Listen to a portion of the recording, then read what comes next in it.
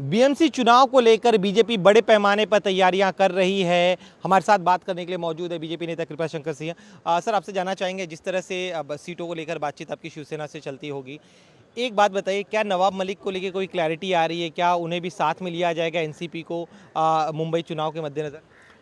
ऐसे व्यक्ति को जो समाज की दृष्टि से, राजनीति की दृष्टि से उनको लोग पसंद नहीं करते हैं, ऐसे लोग साथ कोई बातचीत नहीं चलेगी। अब भारतीय जनता पार्टी विचारधारा की पार्टी है और भारतीय जनता पार्टी के शीर्ष नेतृत्व कभी ऐसे समझौते नहीं करती है। इसलिए सम्मानीय अजीत पवार जी उप मुख्यमंत्री हैं, भारतीय जनता पार्टी की विचारधारा के साथ आए हैं। उनको महाराष्ट्र का विकास चाहिए, उसके तहत आदरणीय मुख्यमंत्री देवेंद्र फडणवीस जी पूरे साथ में बात करते हैं। लेकिन ऐसे लोगों को न भारतीय जनता पार्टी बर्दाश्त करेगी, न कोई कार्यकर्ता उनको एक्सेप्ट करेगा। आपकी और शिवसेना की तो चलो गठबंधन को लेकर मुहर लगी, गठबंधन में ही चुनाव लड़ेंगे, लेकिन मेयर किसका होगा? कमल का होगा या फिर धनुष बाण का होगा? नहीं, अगर आप लोग जीतते हैं नहीं गिनते हैं तो ये मान के चलिए कि कमल का ही होगा। उसका बड़ा कारण है कि कमल इतनी ज़्यादा संख्या में नगर सेवक बनाने जा रहे हैं। ये मुंबई के लोगों ने तय कर लिया है कि ये अब जो है सिर्फ कमल कमल कमल कमल। आप कह रहे हैं मुंबई के लोगों ने तय करी, लेकिन जो शिवसेना है उनके नेता का कहना है कि 25 साल से हमारी सत्ता रही है, भले ही हम आप लोगों के साथ गठबंधन में लड़ रहे, लेकिन मुंबई में बड़ा भाई वो है। कितने बड़े भाई कितने छोटे भाई, बिहार की जनता ने बता दिया कि क्या हालत हुई। लालू जी सबसे बड़े भाई थे, उनका बड़ा बड़ा फैक्टर था, लेकिन बिहार के मतदाताओं ने, बिहार जनता ने, ऐसे मुंबई की जनता, मुंबई के मतदाता तय कर चुके हैं कि ये जो शिवसेना का नेतृत्व था इतना साल मुंबई में। आप बताइए, 2014 में माननीय मुख्यमंत्री देवेंद्र फडणवीस साहब बने थे, उसके बाद उन्होंने मुंबई के एक सुंदर सपना देखा और सपना पूरा हुआ। आज हम 12 मिनट में बांद्रा सीलिंग से यहाँ नरीमन पॉइंट आते हैं।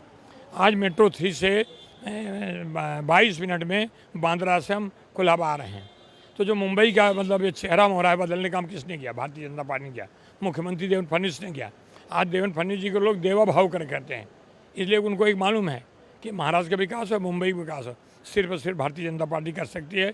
और मुंबई में तमाम समस्याओं का अगर निराकरण कोई कर सकता है तो बीजेपी कर सकती है। कोई दो राय नहीं, पिछले 3 बार के चुनाव में मुंबई में बीजेपी सबसे बड़ी पार्टी विधानसभा चुनाव में बनकर निकली, लेकिन क्या जो सीट बंटवारा होगा आपके और शिवसेना के बीच में, क्या उसमें ज़्यादा सीट आप लोग चाहते कि ज़्यादा सीटों पर बीजेपी चुनाव लड़े?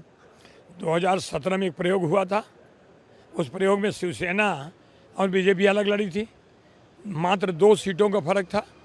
84 पे बीजेपी थी और 86 पे आए थे। दूसरे 5 नगर सेवक चाहते थे कि हम मतलब इसमें बीजेपी में आ जाएं, लेकिन गठबंधन की सरकार थी, आदरणीय मुख्यमंत्री देवेंद्र फडणवीस साहब, और बीजेपी ने फैसला लिया कि मुझे जो है उनको छेड़ना नहीं, और उनका महापौर बन गया। संख्या ज़्यादा नहीं तब की, और आज तो क्या हालत है। वो शिवसेना को बोलते हैं ना, दिल के टुकड़े हजार हुए कि यहाँ गिरा कोई वहाँ गिरा। तो अभी शिवसेना एक तो कभी राजनीतिक पार्टी रही नहीं, वो एक मिलिटेंट पॉलिटिशियन जैसे काम करते थे लोग। तो आज मतलब कम से कम मुंबई के लोगों ने तय कर लिया है, और मैं सिर्फ मुंबई नहीं बता रहा हूँ, जहाँ तक 9 महानगर पालिका जहाँ मैं MMR रीजन में जा रहा हूँ। कल मैं बसई विरार गया था, लास्ट वीक हम न्यू बॉम्बे गए थे, पनवेल भी गए थे। मैं देख रहा हूँ कि लोगों की एक मानसिकता तैयार हो गई है।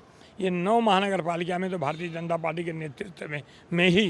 देखिए, आपकी बातें सुन के शिंदे गुट जो आपके साथी है वो थोड़ा और रहेंगे, वो विचारों से आए, गुट करके नहीं आए। लेकिन वो भी चाहते, उनके भी इच्छा है, एस्पिरेशंस कि हमारा मेयर बने, चाहे फिर थाने हो, कल्याण डोंबिवली हमारा बने, उनका बने, एक ही है। लेकिन भारतीय जनता पार्टी को इतना जनता, इतना मतदाता चाह रहे हैं, इसलिए मैं कह रहा हूँ नेतृत्व भारतीय जनता पार्टी का होगा। एकनाथ शिंदे साहब शिवसेना हमारे साथ हैं, पार्टी के साथ हैं, तो उनको भी खुशी होगी कि जिस पार्टी के साथ हैं आज उनका मुख्यमंत्री है। कल वो मुख्यमंत्री थे तो कहाँ उनको मतलब खुशी दोनों है।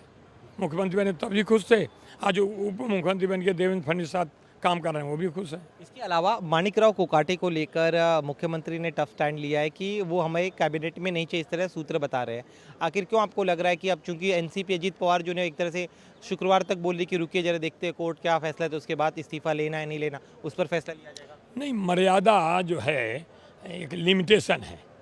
एक तरफ भारतीय जनता पार्टी साफ सुथरी राजनीति करती है, कोई भारतीय जनता पार्टी में ऐसा नहीं हो, और अगर उनके ऊपर जो लग गया, कोर्ट का निर्णय आया, कोर्ट के निर्णय को मानना चाहिए। इसके बाद अगर कोर्ट से बेदाग छूटते हैं फिर पार्टी तय करेगी, राष्ट्रवादी तय करेगी, अजीत पवार तय करेंगे, माननीय मुख्यमंत्री तय करेंगे। लेकिन आज तो कोर्ट के फैसले को आदर करना चाहिए, वैसे मैं कहूँगा। मोरल ग्राउंड पे आपको भी लग रहा है कि एनसीपी को उनसे इस्तीफा लेना चाहिए? मॉरल ग्राउंड पे उनको दे देना चाहिए, लेना तो छोड़ दो, उनको दे देना चाहिए। और मुझे लगता है कि अजीत पवार जी इस मामले में सक्षम हैं और वो वो फैसला ले लेंगे। और माननीय मुख्यमंत्री तो देश के मुखिया, प्रदेश के चीफ तो है ही हैं। उनका निर्णय यही है कि भाई मंत्रिमंडल में ऐसे लोग नहीं चाहिए जिससे सामाजिक, आर्थिक, राजनीतिक नुकसान हो। एक आखिरी सवाल मेरा, ठाकरे बंधु भी जो है अगले 48 घंटे के भीतर संभवतः अपने गठबंधन का ऐलान कर सकते हैं। उनकी तरफ से लगातार कहा जा रहा है कि मुंबई का मेयर मराठी बनेगा और ठाकरे बंधु जो है मुंबई पर एक तरफ से ना मराठी अस्मिता को दोबारा लेकर आएंगे, बीजेपी को हराएंगे, शिंदे गुट को हराएंगे। उनको पता है। और कौन मराठी छोड़ के दूसरे बनाने जा रहा है? आशीष शेलार जी का बयान देखा आपने? तो वो ये कह रहे हैं हमारी एक इच्छा पूरी हो गई, भारतीय जनता पार्टी का मराठी भाषिक ही महापौर बना, इसलिए दोनों कह रहे हैं। उन दोनों की आपस की लड़ाई, उनकी किसी के साथ लड़ाई नहीं, उनका वर्चस्व आपस तय कर रहे हैं। उद्धव ठाकरे बढ़े कि राज ठाकरे बढ़े, और कुछ नहीं है। वो दोनों के आपस की वर्चस्व की लड़ाई है। शुक्र हमसे बात करने के लिए। तो ये थे कृपाशंकर सिंह। इनका साफ तौर पर कहना है कि मुंबई में सिर्फ कमल कमल कमल ही खिलेगा। इसके साथ ही में माणिकराव कोकाटे को अपने मन की बात सुनकर उन्हें खुद इस्तीफा दे देना चाहिए। कैमरामैन संतोष ड्यूटी के साथ दिनेश मौर्य, इंडिया टीवी, मुंबई।